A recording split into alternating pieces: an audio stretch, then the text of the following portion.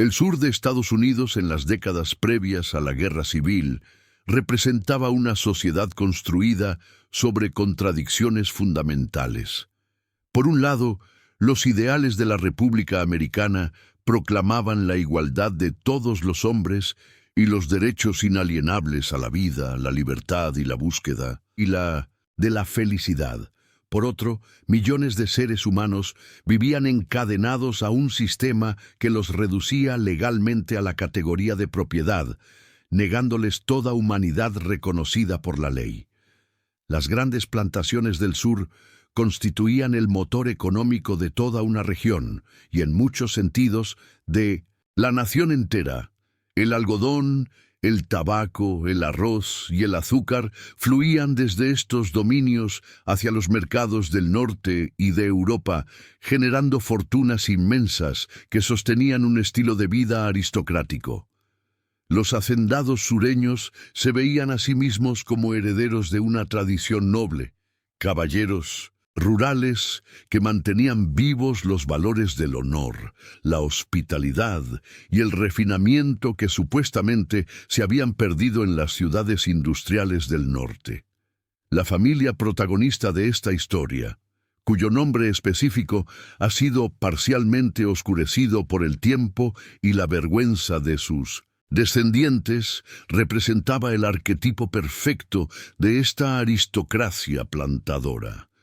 El patriarca, a quien llamaremos el coronel para preservar cierta distancia analítica, había heredado una plantación de considerable extensión en uno de los estados del algodón profundo. Su padre y su abuelo habían construido aquel dominio desde una concesión de tierras original, acumulando hectáreas y seres humanos con la misma lógica de expansión que caracterizaba al capitalismo agrario de la época. El coronel había servido en la milicia estatal, de donde provenía su título honorífico y ocupaba un lugar prominente en la política local. Era juez de paz, miembro de la Asamblea Legislativa de su condado y diácono en la iglesia presbiteriana que su propia familia había ayudado a fundar. Su esposa, una mujer de familia igualmente distinguida, había aportado al matrimonio no solo una dote considerable, sino también conexiones sociales que extendían la influencia de la familia a través de varios condados. Juntos habían criado a 4 hijas que representaban el ideal de la feminidad sureña de la época. Las jóvenes habían sido educadas en los refinamientos que se esperaban de su clase. Sabían tocar el piano, bordar con delicadeza, conversar en francés con suficiente fluidez para impresionar a los visitantes y administrar una casa con la eficiencia que requería supervisar a docenas de personas esclavizadas en el servicio doméstico. Eran, según los estándares de su tiempo y lugar, perfectas candidatas para el mercado matrimonial de la élite plantadora. La plantación misma era un mundo cerrado, una pequeña sociedad con sus propias jerarquías, rituales y códigos de comportamiento. La casa grande dominaba el paisaje desde una pequeña elevación, sus columnas blancas visibles desde el camino principal como un símbolo del poder y la permanencia de la familia.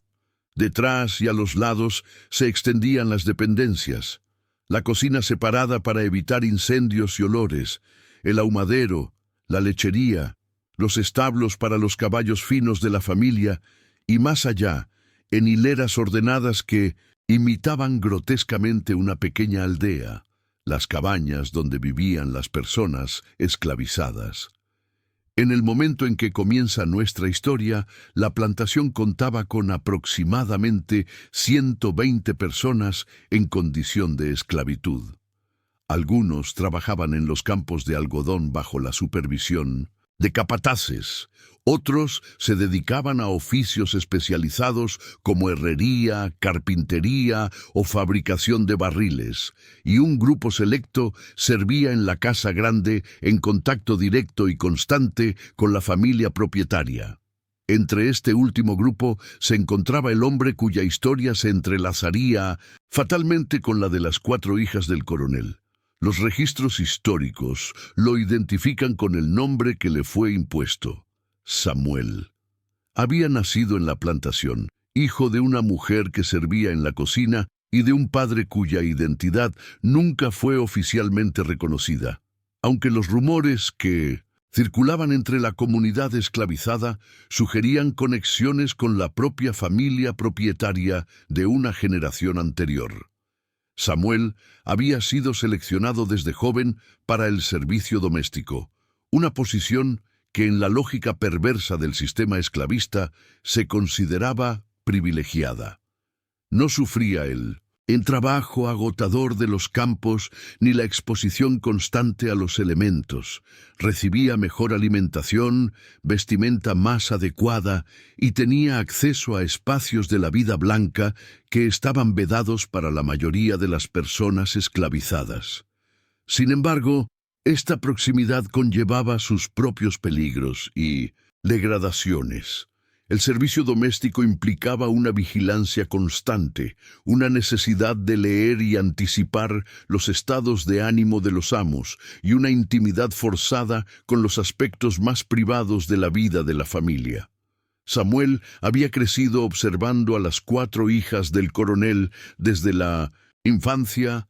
Había presenciado sus juegos, sus lecciones, sus pequeñas rebeldías y sus grandes aspiraciones. Las conocía de una manera que ningún pretendiente blanco podría conocerlas jamás. Para comprender lo que sucedería después, es necesario entender primero la construcción ideológica sobre la que se sostenía todo el sistema. La esclavitud en el sur de Estados Unidos no era simplemente un sistema económico. Era una cosmología completa que organizaba toda la realidad social. Los defensores del sistema habían desarrollado elaboradas justificaciones que combinaban interpretaciones bíblicas, teorías pseudocientíficas sobre la raza y argumentos sobre la supuesta benevolencia del paternalismo esclavista. Según esta ideología, las personas de ascendencia africana eran inherentemente inferiores, incapaces de gobernarse a sí mismas y naturalmente destinadas a servir. Los esclavistas se presentaban no como explotadores, sino como guardianes benévolos que cuidaban de seres que supuestamente no podían cuidarse solos.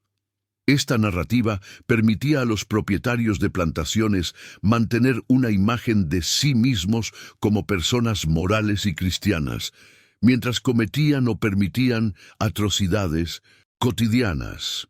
La mujer blanca del sur ocupaba un lugar particular en esta construcción ideológica. Era elevada a un pedestal de pureza casi sagrada, convertida en símbolo de todo lo que el sistema supuestamente protegía. La castidad de la mujer blanca, especialmente de la mujer de clase alta, era considerada el bien más precioso, la frontera que separaba la civilización de la barbarie. Cualquier transgresión real o imaginaria contra esta pureza justificaba las formas más extremas de violencia.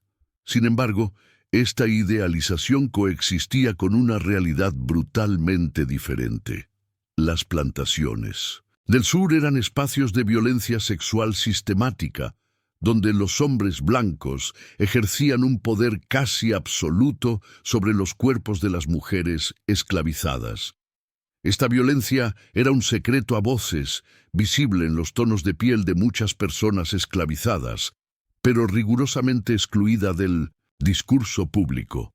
La hipocresía era estructural. Los mismos hombres que proclamaban defender la pureza de sus esposas e hijas, violaban sistemáticamente a las mujeres que tenían esclavizadas. El coronel, según las evidencias fragmentarias que han sobrevivido, no era una excepción a este patrón. Los registros de la plantación muestran un número significativo de personas esclavizadas de piel clara, y los testimonios posteriores de algunos descendientes sugieren que el patriarca había ejercido sus supuestos derechos sobre varias mujeres de su propiedad. Su esposa, como tantas mujeres blancas de su posición, había desarrollado mecanismos de negación que le permitían no ver lo que sucedía bajo su propio techo. Las 4 hijas crecieron en este ambiente de contradicciones no reconocidas. Fueron educadas para creer en su propia superioridad racial, en la naturalidad del sistema que las beneficiaba y en la necesidad de mantener las apariencias a cualquier costo. Al mismo tiempo, vivían rodeadas de personas esclavizadas que las habían criado, alimentado, vestido y cuidado desde la infancia. Las relaciones humanas que se desarrollaban en estos contextos eran inevitablemente complejas, marcadas por la dependencia, el resentimiento, la intimidad forzada y, ocasionalmente, afectos genuinos que el sistema no podía reconocer ni permitir. La mayor de las hermanas, a quien los documentos llaman Margaret, tenía 21 años cuando comenzaron los eventos que destruirían a la familia. Era considerada la más seria de las 4, la más parecida a su padre en temperamento y ambición. Había rechazado ya a varios pretendientes que consideraba indignos de su posición, esperando una oferta matrimonial que estuviera a la altura de sus expectativas. La segunda, Elizabeth, de 19 años, era descrita por los contemporáneos como la más bella de las hermanas, pero también la más frágil emocionalmente. Había sufrido una decepción romántica que la había sumido en periodos de melancolía, y su madre la vigilaba con particular preocupación. Caroline, de 17 años, era la rebelde de la familia, la que cuestionaba las convenciones con una frecuencia que preocupaba a sus padres. Leía novelas que su madre consideraba inadecuadas y expresaba opiniones que rozaban lo impropio para una joven de su posición. La menor, Anne, de 15 años, era todavía casi una niña, protegida y mimada por toda la familia. Su educación formal apenas comenzaba a incluir las preparaciones para su eventual entrada en sociedad. Samuel, por su parte, tenía aproximadamente 25 años. Era un hombre de presencia notable, alto, de complexión fuerte, con rasgos que revelaban su ascendencia mixta. Había aprendido a leer y escribir en secreto, un logro peligroso en una sociedad donde la alfabetización de las personas esclavizadas estaba prohibida por ley. Esta educación clandestina le había dado acceso a ideas que alimentaban una comprensión crítica de su propia condición. Su posición en la casa grande le otorgaba cierta movilidad y autonomía relativa. Era responsable del mantenimiento del carruaje familiar, de los caballos de monta, y ocasionalmente servía como cochero cuando la familia viajaba. Esta función lo ponía en contacto regular con las hijas del coronel, a quienes acompañaba en sus visitas sociales, sus paseos por la propiedad y sus excursiones al pueblo cercano. La sociedad de la plantación observaba estas interacciones cotidianas sin sospechar lo que se gestaba bajo la superficie. Para los vecinos blancos, para los visitantes ocasionales, para la propia familia extendida, los roles estaban claramente definidos. Samuel era un esclavo de confianza. Las hijas del coronel eran señoritas respetables y el orden natural de las cosas permanecía intacto. Pero el orden natural de la esclavitud era en sí mismo una violencia contra la naturaleza humana, y las presiones que generaba eventualmente encontrarían su punto de ruptura. La plantación funcionaba según ritmos estacionales que organizaban toda la vida. La primavera traía la preparación de los campos y la siembra. El verano, el cultivo constante bajo un sol implacable. El otoño, la cosecha frenética que determinaba la prosperidad del año. Y el invierno, un período relativamente más tranquilo dedicado a reparaciones, manufactura de bienes necesarios y la vida social de la clase plantadora. Era durante estos meses de invierno cuando la familia del coronel participaba más activamente en el circuito social de la élite local. Había bailes, cenas, visitas prolongadas entre plantaciones vecinas y las inevitables negociaciones matrimoniales que determinaban el futuro de las jóvenes casaderas. Las 4 hermanas eran activas participantes en esta vida social, aunque con diferentes grados de entusiasmo. Para Samuel, estos meses significaban largas horas de espera mientras la familia socializaba, conversaciones susurradas con otros sirvientes esclavizados y la oportunidad de observar desde las sombras el mundo del que estaba excluido. Veía a las hermanas bailar jóvenes blancos, escuchaba sus conversaciones sobre pretendientes y expectativas, y acumulaba un conocimiento íntimo de sus personalidades, deseos y frustraciones. El año en que comenzaron los eventos fatales había sido particularmente difícil para la familia. Una caída en los precios del algodón había reducido significativamente los ingresos de la plantación, y el coronel se encontraba presionado por deudas que amenazaban su posición. Su temperamento, nunca particularmente dulce, se había vuelto más irascible, y su consumo de whisky había aumentado notablemente. La esposa del coronel, agotada por años de mantener las apariencias y de ignorar las transgresiones de su marido, había comenzado a retirarse cada vez más de la vida social, delegando en sus hijas mayores responsabilidades que antes asumía ella. La tensión en el hogar era palpable, aunque cuidadosamente disimulada ante los visitantes. Es importante detenernos aquí para reflexionar sobre las condiciones que hacían posible lo que estaba por suceder.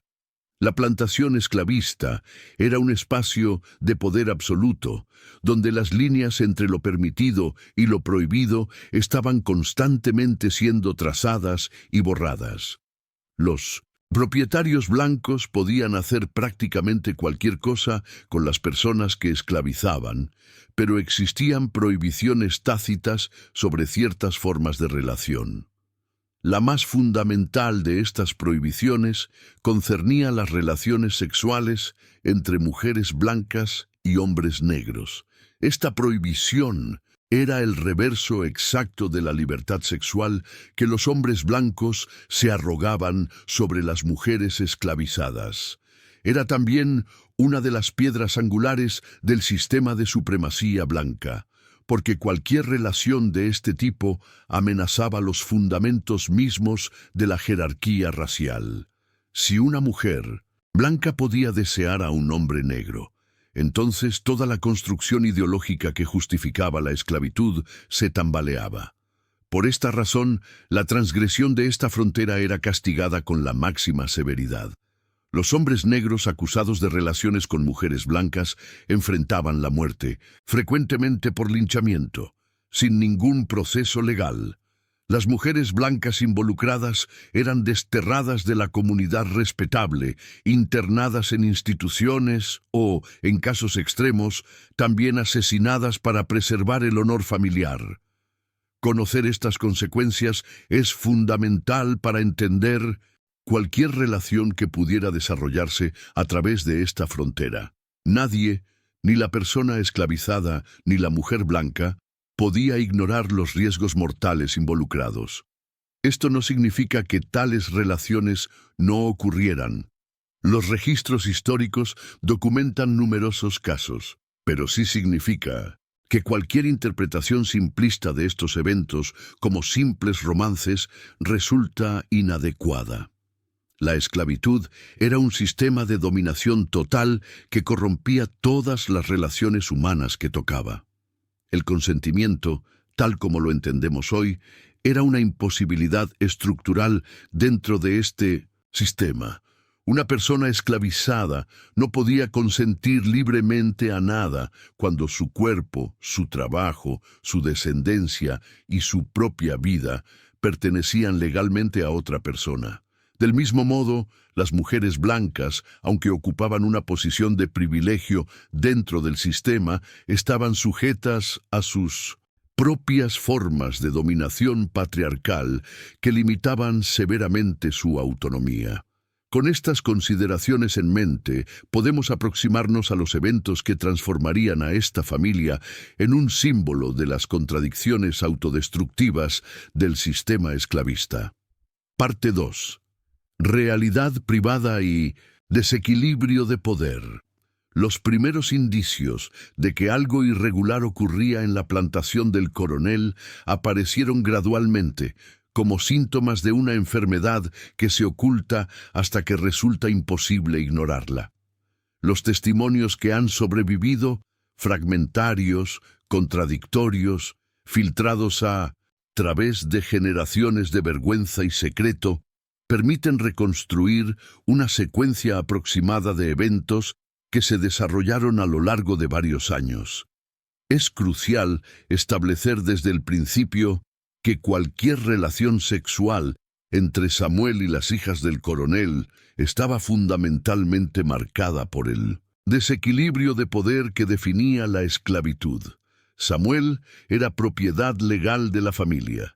Su vida y su muerte dependían de la voluntad de sus amos. Aunque las dinámicas específicas de lo que ocurrió varían según las fuentes, ninguna interpretación puede ignorar este contexto de dominación estructural. Los relatos más tempranos sugieren que las interacciones entre Samuel y las hermanas comenzaron a cambiar en los meses que siguieron a una crisis particular en la familia. El coronel, presionado por sus dificultades económicas, había comenzado a considerar la venta de algunas de las personas esclavizadas de la plantación. Entre los nombres que se mencionaban estaba el de la madre de Samuel, quien trabajaba todavía en la cocina a pesar de su edad avanzada.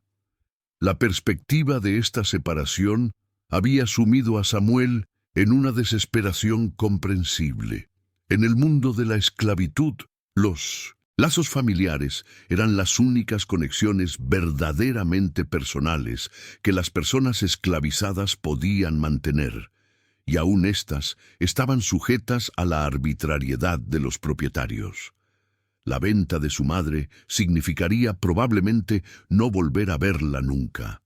Fue Margaret, la mayor de las hermanas, quien aparentemente intervino en esta situación.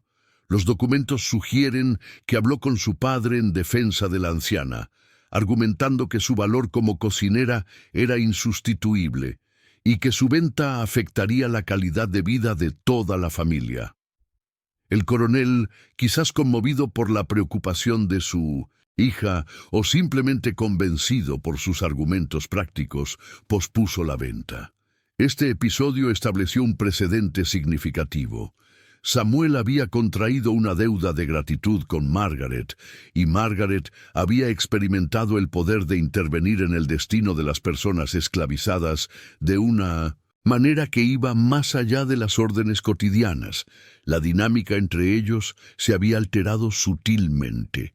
Los testimonios posteriores, recogidos principalmente de descendientes de otras personas esclavizadas de la plantación que fueron entrevistadas después de la Guerra Civil, sugieren que fue Margaret quien inició un acercamiento más personal con Samuel. Esto no debe interpretarse románticamente sin más. Las motivaciones humanas rara vez son simples, y las relaciones que se desarrollan en contextos de dominación están siempre distorsionadas por las estructuras de poder que las rodean. Margaret, a sus 21 años, experimentaba la frustración de ver disminuir sus perspectivas matrimoniales mientras las dificultades económicas de su padre se hacían más evidentes. Los pretendientes más deseables buscaban alianzas con familias cuya posición fuera más segura. Al mismo tiempo, como mujer de su época y clase, carecía de cualquier camino alternativo hacia la autonomía o la realización personal. Su vida estaba determinada por un matrimonio que parecía cada vez más difícil de conseguir. Samuel, por su parte, representaba algo completamente diferente a los hombres que Margaret había conocido en los bailes y las cenas sociales. Era inteligente, había demostrado lealtad, y existía entre ellos una familiaridad nacida de años de convivencia diaria que ningún pretendiente externo podía igualar. Además, en la relación con Samuel, Margaret tenía todo el poder. Podía iniciar, controlar y terminar cualquier interacción según su voluntad, sabiendo que Samuel no tenía ningún recurso legal ni social para negarse o para reclamar nada. Es importante ser explícitos aquí sobre la naturaleza del consentimiento bajo estas circunstancias. Independientemente de los sentimientos personales que Samuel pudiera desarrollar, su capacidad de consentir libremente estaba anulada por su condición de esclavizado. Cualquier negativa de su parte podía resultar en castigos físicos, en la venta que lo separaría de su madre, o en acusaciones que pondrían en peligro su vida. El poder estaba completamente del lado de Margaret, y ella, como toda persona criada en el sistema esclavista, había sido educada para ejercerlo. Los encuentros entre Margaret y Samuel, según los testimonios disponibles, ocurrieron durante un período de varios meses. La plantación, con sus múltiples edificaciones y espacios privados, ofrecía oportunidades para la discreción que Margaret aprovechó. Las otras hermanas, inicialmente, no parecen haber sido conscientes de lo que ocurría. El patrón se alteró cuando Elizabeth, la segunda hermana, descubrió la naturaleza de la relación de Margaret con Samuel. Las circunstancias exactas de este descubrimiento varían según las fuentes, pero sus consecuencias fueron significativas. En lugar de denunciar a su hermana, lo que habría resultado en la destrucción de toda la familia, Elizabeth aparentemente guardó silencio. Sin embargo, este silencio tenía un precio. Elizabeth estaba sumida en su propia crisis emocional. La decepción romántica que había sufrido la había dejado vulnerable y resentida, convencida de que había perdido su oportunidad de felicidad conyugal. Ver a su hermana mayor involucrada en una relación prohibida quizás le ofreció una perspectiva diferente sobre las posibilidades fuera de las convenciones sociales. O quizás simplemente vio una oportunidad de ejercer poder en una vida donde sentía tener muy poco. Los testimonios sugieren que Elizabeth comenzó a desarrollar su propia relación con Samuel, utilizando el conocimiento que tenía sobre Margaret como una forma de seguro mutuo. Ninguna podía denunciar a la otra sin destruirse a sí misma.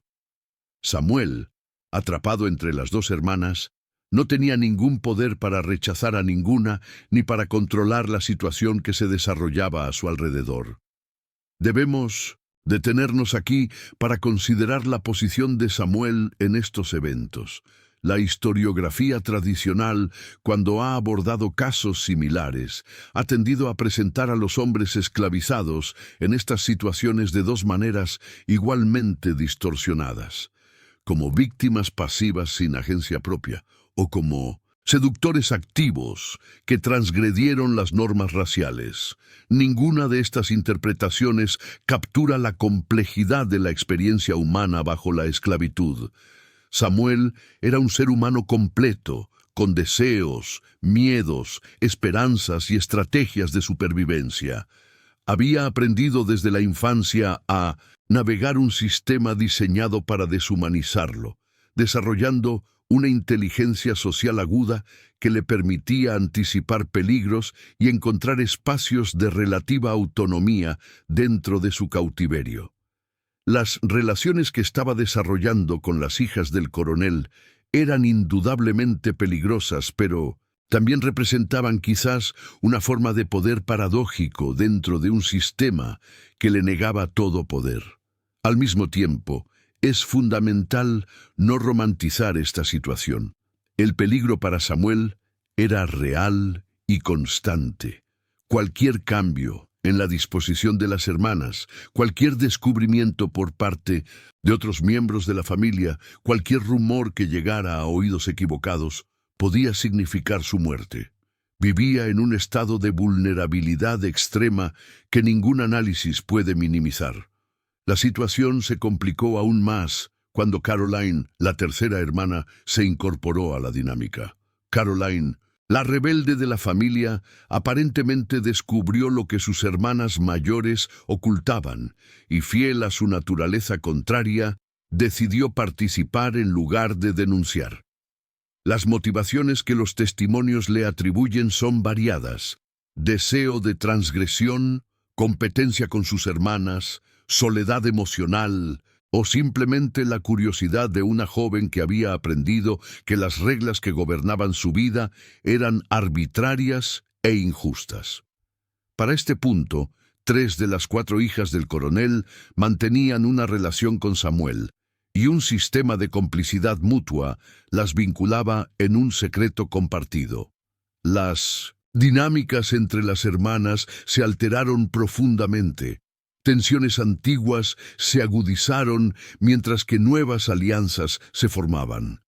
Samuel se encontraba en el centro de un triángulo emocional que no controlaba, pero del que tampoco podía escapar. Anne, la menor, de apenas 15 años, permaneció aparentemente ajena a lo que ocurría durante un tiempo considerable. Era todavía una niña protegida, excluida de muchas de las actividades de sus hermanas mayores. Sin embargo, la intimidad de la vida en la plantación hacía difícil mantener secretos indefinidamente, especialmente secretos de esta magnitud. Los testimonios divergen sobre cómo Anne se involucró eventualmente en la situación. Algunas fuentes sugieren que descubrió el secreto y fue incorporada al pacto de silencio mediante presión de sus hermanas.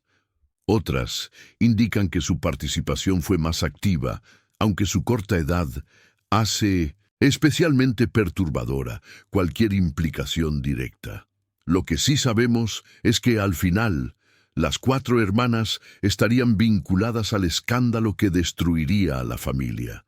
Durante los meses en que estas relaciones se desarrollaban en secreto, la vida externa de la familia continuaba su curso, aparentemente normal. El coronel seguía luchando con sus dificultades financieras, su esposa continuaba su retiro gradual de la vida social y las hijas participaban en las actividades propias de su posición. Los visitantes que llegaban a la plantación no percibían nada fuera de lo ordinario. El sistema de silencio y discreción funcionaba con la eficiencia que solo el miedo mutuo puede generar. Pero los cuerpos tienen sus propias temporalidades y el embarazo es una realidad que eventualmente no puede ocultarse. Margaret fue la primera en reconocer los signos de su condición. Los testimonios indican que su reacción inicial fue de pánico extremo. Un embarazo fuera del matrimonio era ya un escándalo grave para una mujer de su posición. Un embarazo producto de una relación con un hombre esclavizado era una catástrofe más allá de cualquier posibilidad de redención social. Las opciones que Margaret enfrentaba eran todas terribles. Podía intentar terminar el embarazo, una práctica peligrosa y frecuentemente fatal en esa época, especialmente cuando debía realizarse en secreto. Podía intentar casarse rápidamente con algún pretendiente que aceptara la situación, aunque esto requeriría encontrar a alguien dispuesto y engañarlo sobre la paternidad. Podía confesar a sus padres y enfrentar las consecuencias. O podía intentar ocultar el embarazo el mayor tiempo posible y esperar que alguna solución apareciera. Margaret eligió inicialmente el silencio y la esperanza. Modificó sus vestidos para ocultar los cambios en su cuerpo. Evitó situaciones donde pudiera ser observada de cerca y continuó manteniendo las apariencias mientras el tiempo pasaba inexorablemente. Cuando Elizabeth descubrió que también estaba embarazada, la situación alcanzó un nuevo nivel de crisis. 2 hermanas embarazadas simultáneamente, sin ningún matrimonio en el horizonte. constituían una anomalía que eventualmente sería imposible de explicar.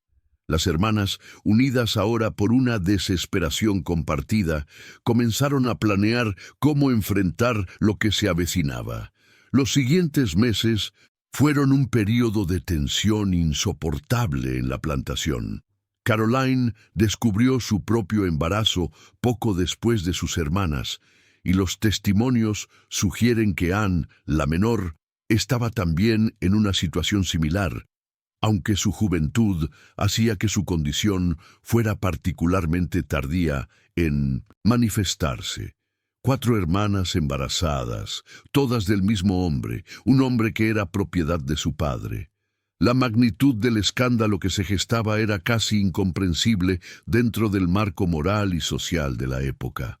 No se trataba simplemente de transgresiones sexuales individuales, era un colapso total de las estructuras que sostenían la identidad de la familia y, por extensión, del sistema social que esa familia representaba. Es necesario aquí reflexionar sobre el significado de estos embarazos dentro del contexto de la esclavitud.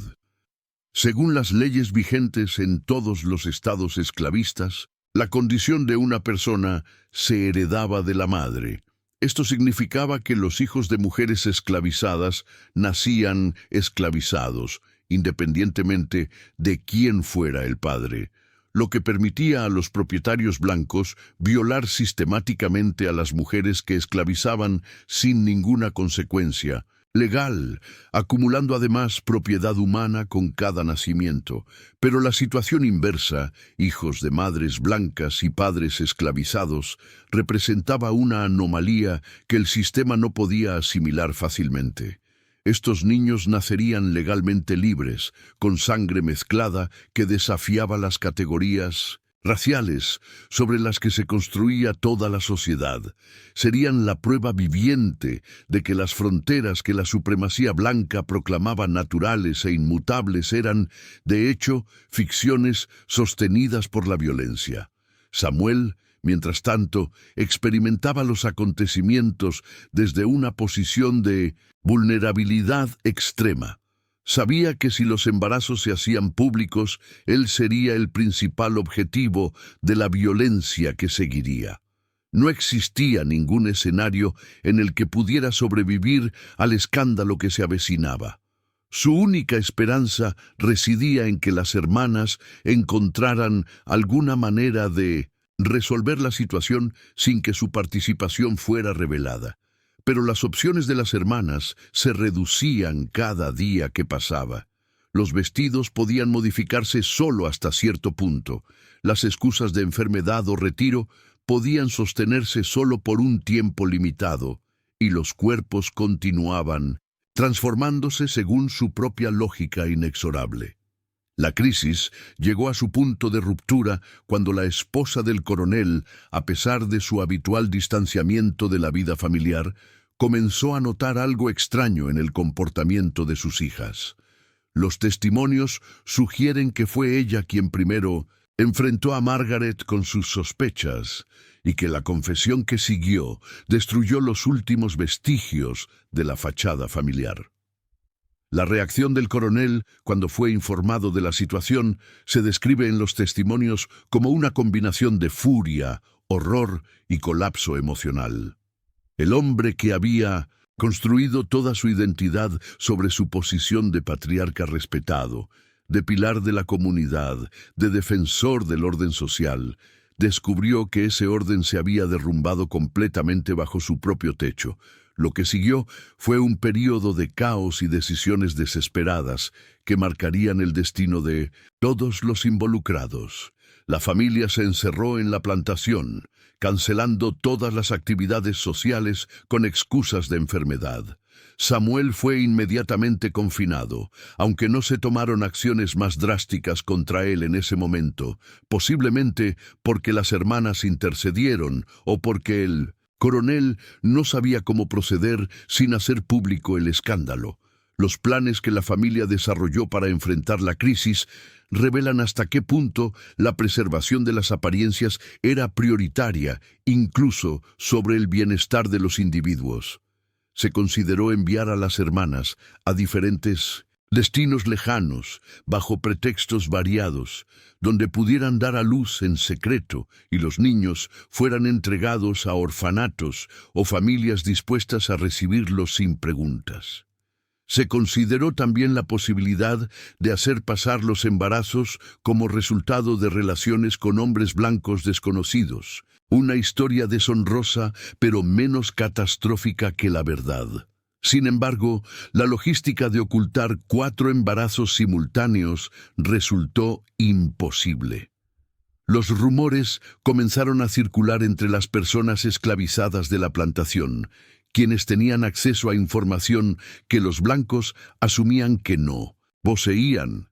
Desde las cocinas, las lavanderías y las habitaciones de servicio, las noticias se filtraron gradualmente hacia el exterior, llevadas por personas que encontraban en el chisme una pequeña forma de resistencia contra quienes los esclavizaban.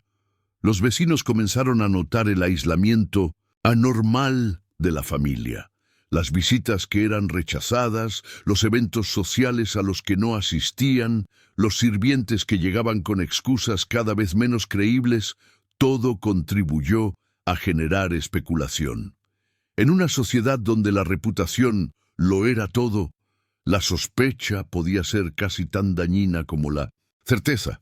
El escándalo que la familia había luchado tan desesperadamente por contener estaba a punto de desbordarse y arrasar con todo lo que habían construido.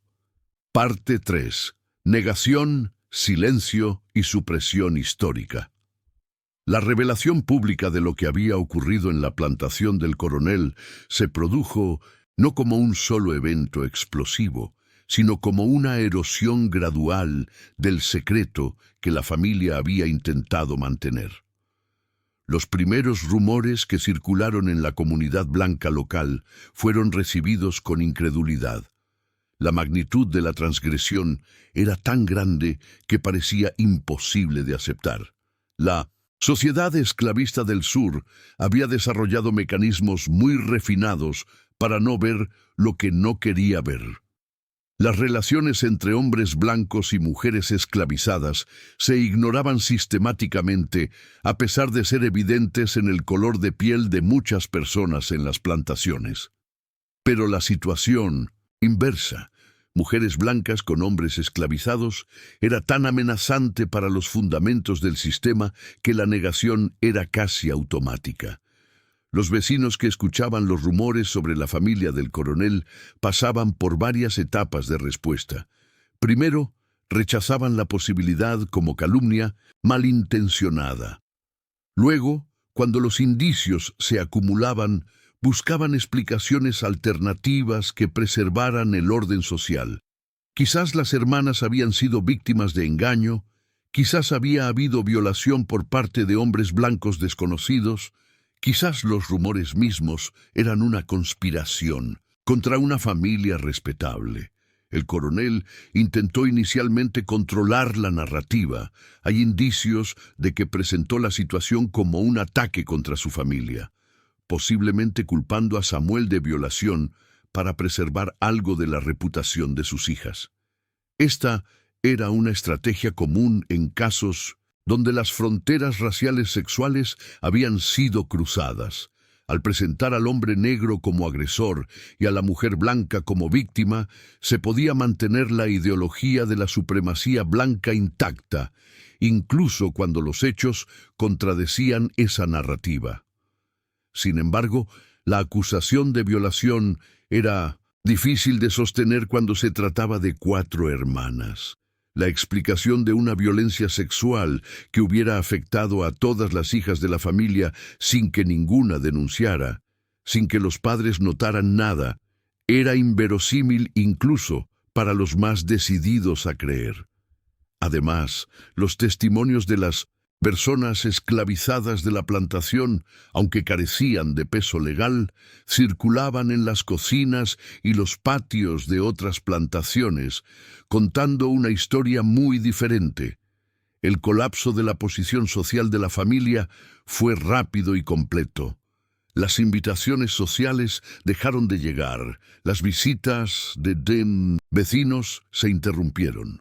Los pretendientes que pudieran haber estado interesados en las hermanas desaparecieron sin dejar rastro. En una sociedad donde la pertenencia a una red de relaciones era fundamental para la supervivencia económica y social, el aislamiento equivalía a una sentencia de muerte civil. El coronel, enfrentado a la destrucción de todo lo que había valorado, tomó decisiones cada vez más erráticas. Los documentos de la época muestran un hombre cuya capacidad de funcionamiento se deterioraba rápidamente. Su consumo de alcohol aumentó hasta niveles que impedían su participación en cualquier actividad productiva. Sus negocios quedaron desatendidos, acelerando el colapso financiero que ya amenazaba a la familia. La esposa del coronel, según los testimonios, sufrió lo que en la época se describía como un colapso nervioso. Fue confinada a sus habitaciones, cuidada por las mismas personas esclavizadas que conocían todos los secretos de la familia. Su posición era particularmente trágica.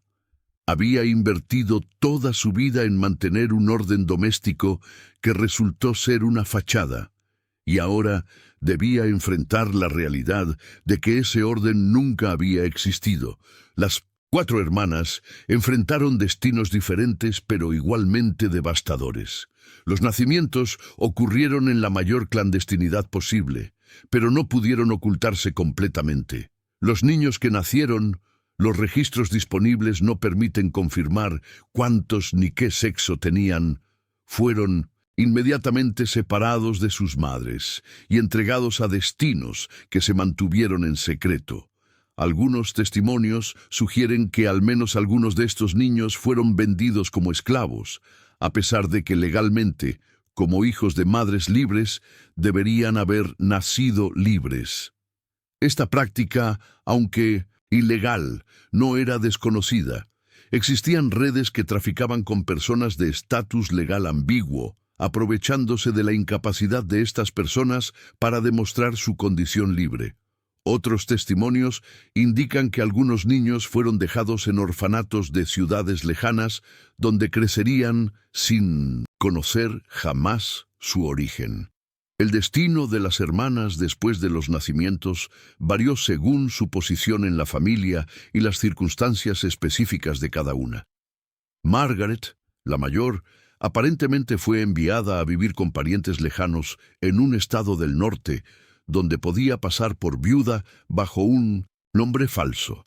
Elizabeth fue internada en una institución que funcionaba oficialmente como sanatorio, pero que en realidad servía para ocultar a mujeres cuya presencia en sociedad resultaba inconveniente. Caroline y Anne, las 2 menores, permanecieron inicialmente en la plantación, pero su futuro quedó indefinido. Los testimonios posteriores sugieren que Caroline eventualmente huyó, posiblemente hacia el norte, y que Anne murió joven, aunque las circunstancias de su muerte no están claras. Samuel, el centro de todo el escándalo, enfrentó el destino que cualquier observador de la época habría podido predecir. La narrativa oficial que eventualmente prevaleció lo presentaba como agresor, y esta narrativa exigía su castigo. Los registros exactos de lo que le ocurrió son contradictorios. Algunas fuentes indican que fue linchado por una turba. Otras sugieren que fue vendido a un comerciante que se lo llevó al sur profundo. Otras más sostienen que logró escapar antes de que se tomara una decisión sobre su destino. Lo que sí es claro es que Samuel desapareció del registro histórico después de estos eventos. Si sobrevivió o no, si alguna vez supo qué fue de los niños que había engendrado, si tuvo oportunidad de contar su propia versión de la historia, son preguntas que probablemente nunca podrán responderse. La plantación misma no sobrevivió mucho tiempo al escándalo. Las dificultades financieras del coronel, exacerbadas por su incapacidad para funcionar y por el aislamiento social, que impedía cualquier negocio, llevaron eventualmente a la pérdida de la propiedad. Los registros de la época muestran la venta forzada de tierras y de personas esclavizadas para pagar deudas acumuladas. El coronel murió unos años después, un hombre destruido cuyo nombre, que una vez comandaba respeto, se había convertido en sinónimo de vergüenza. Lo que siguió en las décadas posteriores fue un proceso sistemático de supresión y reescritura que buscaba borrar este episodio de la memoria colectiva. Los descendientes de la familia del coronel, que sobrevivieron en posiciones respetables, tenían todo el interés en que esta historia se olvidara. Los historiadores locales, frecuentemente conectados con las familias prominentes de la región, aprendieron a no hacer ciertas preguntas. La guerra civil, que estallaría unos años después de estos eventos, proporcionó una conveniente cortina detrás de la cual muchas historias incómodas del período esclavista pudieron ocultarse. El discurso que emergió de la derrota confederada enfatizaba una versión romantizada del viejo sur, donde las relaciones entre blancos y negros supuestamente habían sido armoniosas, donde las plantaciones habían funcionado como familias extendidas benevolentes, y donde los horrores de la esclavitud podían minimizarse o negarse. En esta narrativa revisionista, conocida como la Lost Cause o causa perdida, no había espacio para historias como la de la familia del coronel, la violencia sexual del sistema esclavista, la corrupción moral de los propietarios, las transgresiones que revelaban la fragilidad de las categorías raciales. Todo esto debía ser eliminado del registro para que la mitología pudiera sostenerse. Los mecanismos de esta supresión fueron múltiples y efectivos. Los archivos familiares, que pudieran contener documentación incómoda, fueron destruidos o sellados. Las historias orales que circulaban entre los descendientes blancos de la familia aprendieron a omitir ciertos episodios o a presentarlos de manera radicalmente distorsionada. Los testimonios de las personas anteriormente esclavizadas, cuando fueron recopilados por proyectos como el Federal Writers Project de la década de 1930, fueron frecuentemente filtrados por los prejuicios de los entrevistadores blancos que no querían registrar ciertas verdades. La comunidad afroamericana local, sin embargo, preservó una memoria diferente. En las iglesias negras, en las reuniones familiares, en las historias que se contaban de generación en generación, sobrevivieron versiones de lo que había ocurrido que contradecían la narrativa oficial. Estas memorias alternativas sufrieron su propio proceso de distorsión a través del tiempo, acumulando detalles que quizás no eran exactos, pero que capturaban una verdad emocional sobre las relaciones de poder bajo la esclavitud. Es importante reflexionar sobre por qué esta historia específica fue tan amenazante que requirió un esfuerzo tan sistemático de supresión. El escándalo de la familia del coronel tocaba simultáneamente varios de los puntos más sensibles de la sociedad esclavista. Primero, revelaba la falsedad de la ideología que presentaba a las mujeres blancas como guardianas puras de la superioridad racial. Las hijas del coronel no eran víctimas de violencia. Según los testimonios disponibles, habían participado activamente en sus relaciones con Samuel. Esto sugería que el deseo sexual podía cruzar las líneas raciales en ambas direcciones, contradiciendo las afirmaciones de que la atracción hacia las personas negras era algo impensable para los blancos. Segundo, exponía la hipocresía fundamental del sistema de dominación sexual. Los mismos hombres que violaban sistemáticamente a las mujeres que esclavizaban justificaban su comportamiento afirmando proteger la pureza de sus propias mujeres. El caso del coronel mostraba que esta protección era una ficción, que el sistema no podía ni siquiera mantener la coherencia de sus propias reglas. Tercero, amenazaba las categorías raciales mismas. Los niños nacidos de estas relaciones eran difíciles de clasificar en un sistema que dependía de distinciones binarias claras entre blanco y negro. Su existencia planteaba preguntas incómodas sobre la naturaleza de la raza y sobre la arbitrariedad de las leyes que definían quién era esclavo y quién era libre. Por todas estas razones, la historia debía ser eliminada, distorsionada o minimizada, y así ocurrió durante generaciones hasta que los cambios sociales y académicos de la segunda mitad del siglo XX comenzaron a abrir espacio para una revisión de la historia del sur esclavista. La recuperación de historias como esta comenzó en el contexto del movimiento por los derechos civiles y de los cambios en la historiografía académica que lo acompañaron. Historiadores que antes habían aceptado las narrativas romantizadas de la esclavitud comenzaron a examinar fuentes que habían sido ignoradas. Los testimonios de personas esclavizadas, los registros de los juzgados, los documentos privados que revelaban las realidades ocultas bajo la superficie respetable.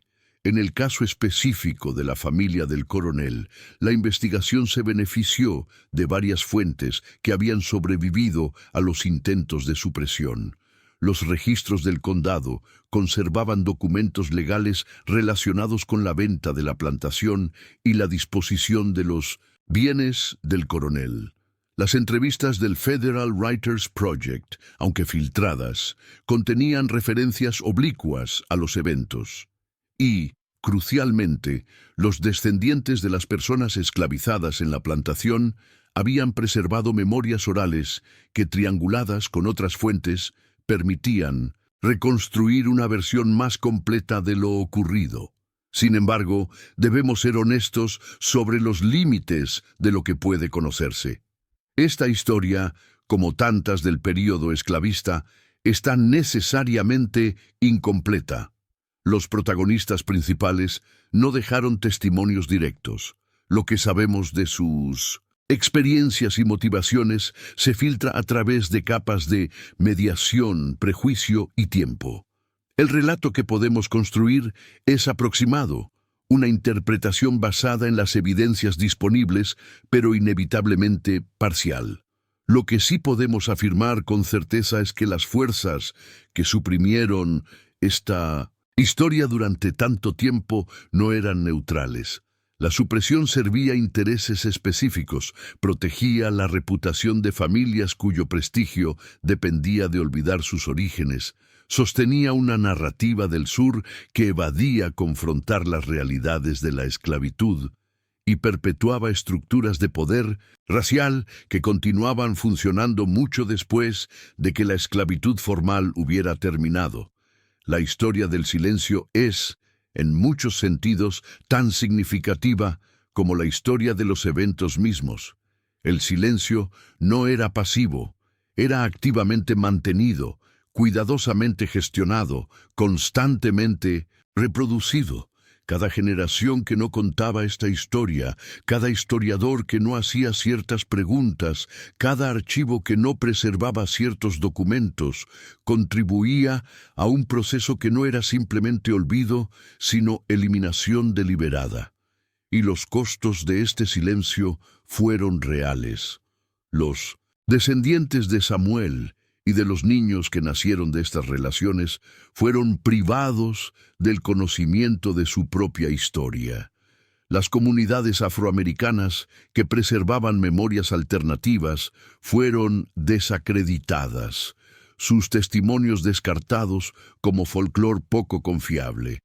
Y la sociedad estadounidense en su conjunto perdió la oportunidad de confrontar verdades necesarias sobre su propio pasado.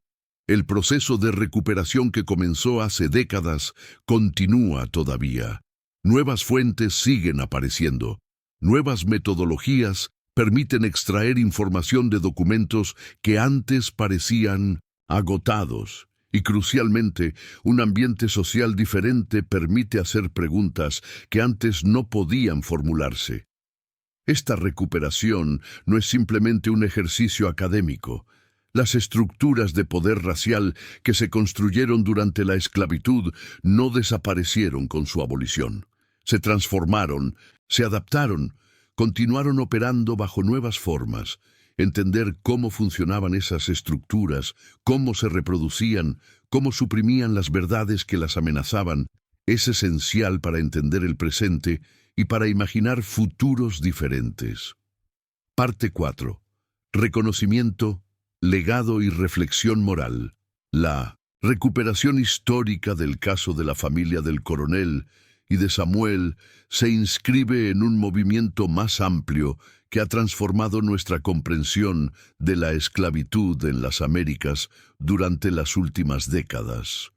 Este movimiento, impulsado tanto por cambios en la academia como por demandas sociales de verdad y justicia, ha sacado a la luz innumerables historias que habían sido deliberadamente ocultadas. El reconocimiento de estas verdades históricas ha sido un proceso lento y frecuentemente doloroso. En muchas comunidades del sur de Estados Unidos, familias blancas se han visto confrontadas con documentación que revela la participación de sus antepasados en actos que preferirían olvidar. Simultáneamente, descendientes de personas esclavizadas han tenido que procesar el conocimiento de violencias específicas sufridas por sus ancestros. Violencias que antes existían solo como sospechas, difusas o silencios elocuentes. En el caso específico que hemos narrado, los esfuerzos de investigación han permitido identificar, al menos parcialmente, las líneas de descendencia que emergieron de aquella plantación. Descendientes tanto de las hermanas como de Samuel han sido localizados, muchos de ellos viviendo vidas completamente separadas, sin conocimiento de las conexiones biológicas que compartían. Los encuentros entre estas familias, cuando han ocurrido, han sido complejos emocionalmente, mezclando el reconocimiento del parentesco con el peso de la historia que los une. Debemos reflexionar sobre lo que esta historia particular nos enseña sobre la naturaleza de la esclavitud como sistema. No se trató simplemente de una institución económica que explotaba el trabajo de personas cautivas. Fue un sistema que corrompía todas las relaciones humanas que tocaba, que distorsionaba la sexualidad, la familia, el parentesco, el poder, hasta hacerlos irreconocibles. La familia del coronel era, externamente, un modelo de la sociedad que la esclavitud decía construir. Propietarios benevolentes que cuidaban de sus esclavos, hijas virtuosas que preservaban la pureza racial, un orden social estable basado en jerarquías naturales. Internamente era un espacio de violencia, secreto, transgresión y eventual destrucción. Esta brecha entre la fachada y la realidad no era un accidente, era una característica fundamental del sistema. Samuel, por su parte, representa la condición imposible de la persona esclavizada bajo este régimen, carente de toda protección legal, vulnerable a cualquier forma de explotación, privado de la capacidad de consentir o rechazar. Era, sin embargo, un ser humano completo cuya humanidad no podía ser eliminada por las leyes que lo declaraban propiedad. Su participación en los eventos que hemos narrado no puede ser comprendida fuera del contexto de esta dominación total. Atribuirle responsabilidad en los mismos términos que a las personas libres sería ignorar la realidad de su cautiverio. Las 4 hermanas, aunque ocupaban una posición de poder relativo sobre Samuel, estaban también atrapadas en estructuras que limitaban severamente sus opciones. El patriarcado sureño las definía exclusivamente en términos de su utilidad matrimonial. Su valor social dependía de su castidad percibida y de su capacidad de reproducir la siguiente generación de la élite blanca. Dentro de estas limitaciones, las decisiones que tomaron tuvieron consecuencias devastadoras, tanto para ellas como para los demás involucrados. Esto no equivale a exculpar a nadie ni a distribuir culpas equitativamente. Las estructuras de poder eran reales y desiguales. Samuel era la persona más vulnerable en esta constelación de relaciones. Cualquier análisis que pierda de vista este hecho fundamental falla en capturar la realidad moral de la situación. Pero reconocer las estructuras no elimina la agencia individual ni hace irrelevantes las decisiones que las personas tomaban dentro de los límites de sus circunstancias. La destrucción de la familia del coronel puede leerse como una ilustración de las contradicciones autodestructivas inherentes al sistema esclavista. Un orden social que dependía de la violencia sexual sistemática mientras proclamaba la pureza de sus mujeres, que negaba la humanidad de millones mientras vivía en intimidad cotidiana con ellos, que sostenía ideologías de separación racial mientras producía generaciones de descendencia mezclada. Era un sistema que contenía las semillas de su propia desintegración. Esto no significa que la esclavitud haya caído por sus contradicciones internas. Requirió una guerra civil masiva y la movilización política de millones de personas para abolirla. Pero las contradicciones eran reales y se manifestaban en innumerables crisis individuales y familiares como la que hemos narrado. Cada una de estas crisis revelaba, para quien quisiera ver, la insostenibilidad moral y práctica del sistema. La relevancia contemporánea de esta historia va más allá del interés académico por el pasado. Las estructuras de poder racial que se construyeron durante la esclavitud no desaparecieron con la proclamación de emancipación ni con las enmiendas constitucionales que siguieron. Se transformaron, adoptaron nuevas formas, continuaron operando bajo diferentes nombres y con diferentes mecanismos. La supresión de historias como la de la familia del coronel fue parte de un proyecto más amplio que buscaba oscurecer los orígenes de las desigualdades raciales actuales. Si la esclavitud podía presentarse como una institución relativamente benigna, o si los horrores que contenía podían atribuirse a casos excepcionales más que a características sistémicas, entonces las desigualdades que persistían después de su abolición podían explicarse por otros factores: diferencias culturales, fracasos individuales, cualquier cosa menos la herencia de siglos de explotación. Recuperar estas historias es, por tanto, un acto con implicaciones políticas para el presente. Entender cómo funcionaba realmente la esclavitud, cómo corrompía a todos los que participaban en ella, cómo producía violencias que el sistema después se esforzaba por ocultar, nos permite comprender mejor por qué las consecuencias de esa institución persisten generaciones después de su fin formal. Los debates actuales sobre la memoria histórica, la remoción de monumentos confederados, la enseñanza de la esclavitud en las escuelas, las demandas de reparaciones, todos están conectados con la pregunta fundamental de cómo una sociedad debe relacionarse con su pasado. La posición de que el pasado debe quedarse en el pasado, de que remover viejas heridas no sirve a nadie, ha sido esgrimida frecuentemente por quienes se benefician de estructuras cuya legitimidad depende del olvido. Pero el pasado no se queda en el pasado. Las historias no contadas continúan operando, dando forma a las relaciones sociales, justificando desigualdades, perpetuando sufrimientos. Los descendientes de Samuel y de los niños que nacieron en aquella plantación han vivido sus vidas afectadas por eventos que durante generaciones no podían nombrar. Las comunidades afroamericanas del sur han cargado con memorias traumáticas transmitidas de generación en generación, muchas veces sin el reconocimiento oficial que permitiría procesar ese trauma colectivamente. La verdad histórica, aunque dolorosa, abre posibilidades que el silencio cierra. Permite a los descendientes de todas las partes comprender sus propias historias familiares de manera más completa.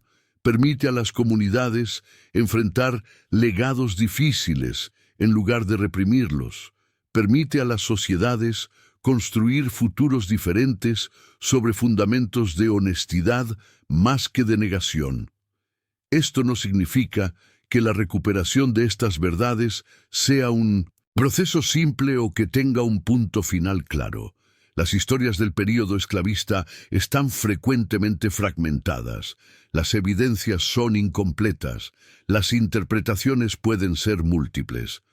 Debemos ser humildes sobre lo que podemos saber con certeza y honestos sobre los límites de nuestras reconstrucciones.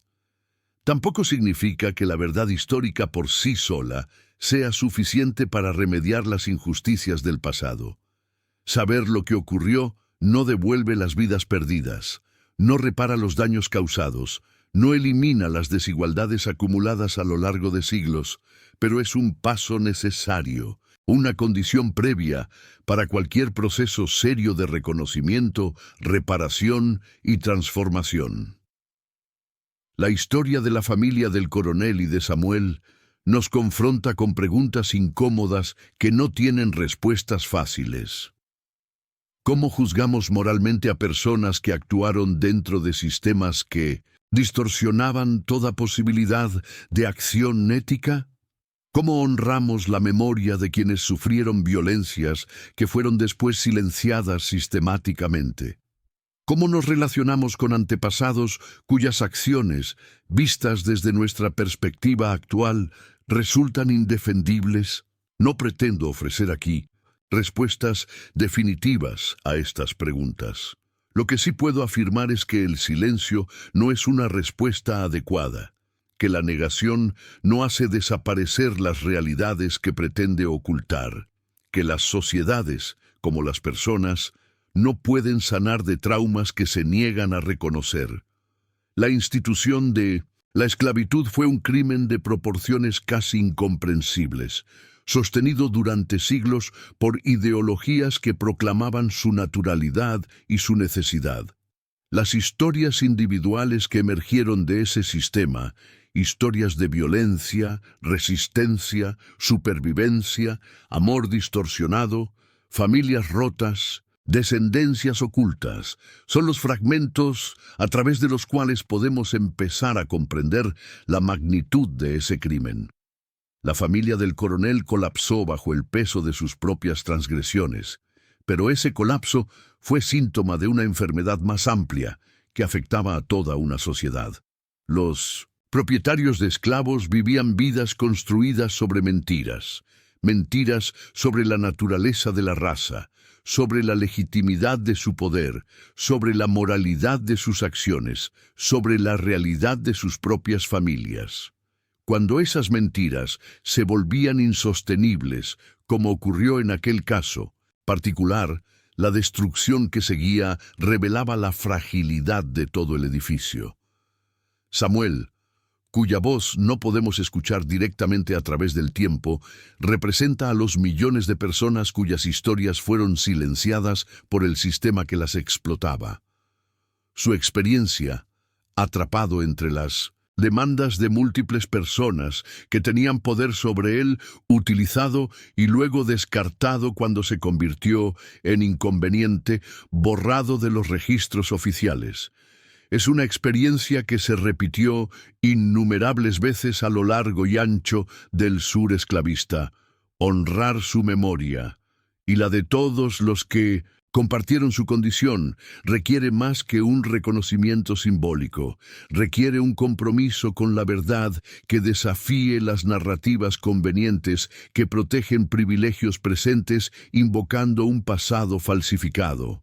Requiere una disposición a escuchar las voces que fueron silenciadas y a hacer visibles las historias que fueron ocultadas. requiere, en última instancia, un cambio en cómo las sociedades construidas sobre la esclavitud se relacionan con ese legado. Los descendientes de aquellas relaciones prohibidas, los niños que nacieron de las 4 hermanas y de Samuel, y los descendientes de esos niños, viven hoy entre nosotros. Algunos conocen su historia, muchos no. Algunos han encontrado conexiones a través de investigaciones genealógicas, otros permanecen separados por siglos de silencio. Su existencia misma es testimonio de verdades que el sistema esclavista no pudo eliminar completamente, por mucho que lo intentara. En sus vidas y en las de todos los descendientes de la esclavitud estadounidense resuena todavía el eco de aquellas violencias originarias. Las estructuras familiares rotas, las historias truncadas, los parentescos negados, las herencias perdidas, todo esto continúa dando forma a experiencias presentes de maneras que solo ahora empezamos a comprender completamente. La tarea de enfrentar este legado no pertenece exclusivamente a los historiadores ni a los descendientes directos de los protagonistas. Es una tarea colectiva que implica a toda la sociedad, porque las consecuencias de la esclavitud no quedaron confinadas a las familias directamente involucradas. El racismo estructural que heredamos de aquel período afecta a todos. Las distorsiones que produjo en la cultura, la política, la economía, las relaciones humanas, nos implican a todos. Quizás la lección más importante que podemos extraer de esta historia particular es la fragilidad de los sistemas que dependen del silencio y la negación para sostenerse. La familia del coronel mantuvo sus secretos durante un tiempo, pero eventualmente esos secretos se volvieron insostenibles. Del mismo modo, las narrativas mitificadas sobre el sur esclavista pudieron predominar durante generaciones, pero finalmente la acumulación de evidencia contraria las ha erosionado irreversiblemente. Esto no significa que la verdad triunfe automáticamente sobre la mentira, ni que el progreso hacia la justicia sea inevitable. Significa más modestamente que las estructuras construidas sobre falsedades son inherentemente inestables, que las verdades suprimidas tienden a reemerger y que las sociedades pueden cambiar cuando suficientes personas se comprometen con el difícil trabajo de confrontar realidades incómodas. El legado de la esclavitud está lejos de haberse resuelto. Los debates que dividen actualmente a la sociedad estadounidense sobre cuestiones de raza, memoria e igualdad son, en gran medida, debates sobre cómo enfrentar ese legado. Las historias como la que hemos narrado son contribuciones a ese debate, fragmentos de verdad recuperados del silencio que iluminan aspectos del pasado que necesitamos comprender para navegar el presente. Samuel, Margaret, Elizabeth, Caroline, Anne, el coronel, su esposa, las personas esclavizadas de la plantación cuyos nombres no han sobrevivido, los niños que nacieron y fueron dispersados hacia destinos desconocidos. Todos ellos vivieron en un momento y un lugar específicos, pero sus experiencias resonan mucho más allá de sus circunstancias particulares.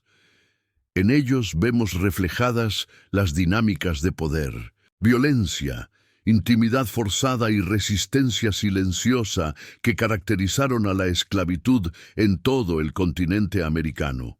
Contar sus historias no es suficiente para sanar las heridas que dejó aquel sistema, pero es un paso necesario. Recordar lo que fue deliberadamente olvidado es un acto de justicia hacia quienes sufrieron y hacia quienes heredaron ese sufrimiento. Entender cómo funcionaban las estructuras de dominación es esencial para desmantelar las que persisten. El pasado no se queda en el pasado. Vive en nosotros, da forma a nuestro presente, condiciona nuestros futuros posibles. La esclavitud fue abolida hace más de un siglo y medio, pero sus consecuencias continúan desarrollándose. Las historias que emergieron de ese sistema, historias de brutalidad y resistencia, de explotación y supervivencia, de familias destruidas y descendencias ocultas, son parte del tejido de las sociedades actuales de las Américas. La familia del coronel desapareció como unidad social, dispersada por el escándalo y el colapso financiero. Pero los hilos de sangre y memoria que se originaron en aquella plantación continúan extendiéndose hacia el presente, conectando a personas que quizás nunca sepan de sus conexiones mutuas, en esas conexiones ocultas, en esas genealogías silenciadas, en esas historias que se transmiten fragmentariamente de generación en generación. Persiste un testimonio vivo de verdades que ninguna supresión pudo eliminar completamente. El trabajo de recuperación histórica continúa. Cada documento descubierto, cada testimonio preservado, cada conexión establecida entre el presente y el pasado, añade algo a nuestra comprensión colectiva. Y esa comprensión, por incómoda que resulte, es el fundamento necesario para construir sociedades más justas. Que esta historia, con todas sus complejidades y sombras, sus protagonistas imperfectos y sus verdades incómodas, contribuya a ese proceso de comprensión y, eventualmente, de transformación. La esclavitud fue el pecado original de las Américas. Enfrentar su legado es la tarea inconclusa que define nuestro